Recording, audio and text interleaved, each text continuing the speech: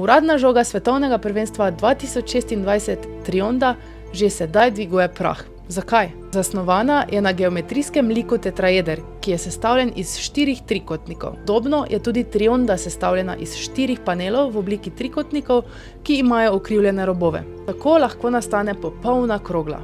Vendar je lahko žoga tudi preveč okrogla. Spomnimo se samo Jabulanija iz leta 2010, ki je bila preveč okrogla žoga in zato zelo nepredvidljiva, pa tudi precej sporna. Nekateri zato opozarjajo, da se enako lahko zgodi tudi s Triondo. Triondo bodo brcali kar v 16 mestih in v 3 državah.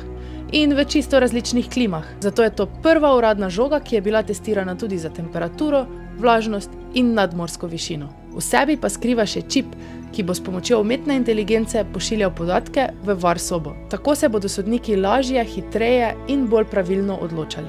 Kaj pa ti misliš? Bo Trionda zadelal polno ali v prazno? Pridi jutri nazaj, pa ti povemo nekaj novega.